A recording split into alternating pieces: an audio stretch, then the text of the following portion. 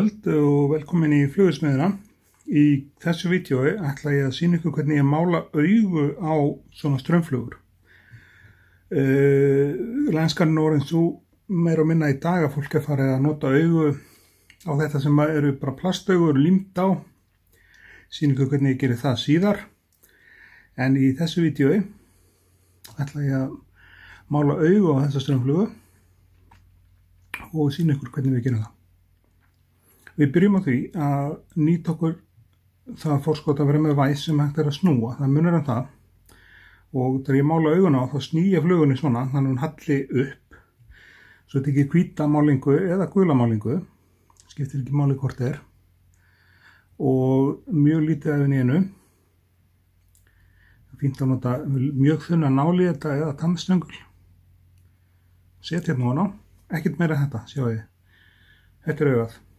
Gerum einn sínum einn og reyna að hafa þau í svona svipaðri stærð og svipaðum stað á hausnum.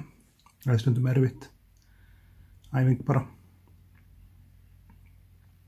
Og þegar það er handmála svona á, þá á þetta til alveg að það er eigaði til að vera rangaðar þegar maður gerir þetta svona handum.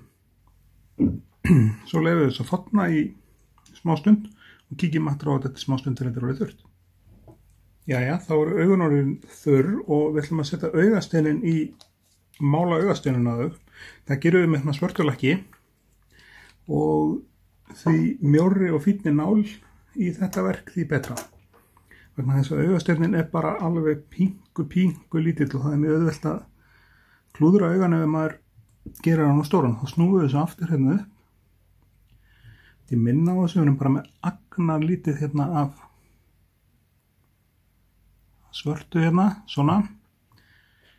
Þá er þessi komið augasteinin sem við sjáum. Og svo málum við þetta svona.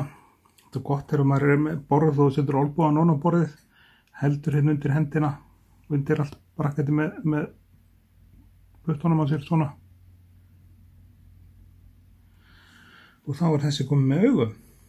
Báðum megin. Þetta er ekki flóknara heldur en þetta.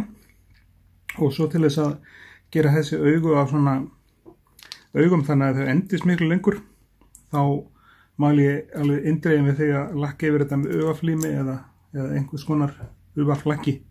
Setja eina umferð yfir þetta og noti ljósið til að herða og þá eru þessi augu öllum líkindum að fara að vera til friðs.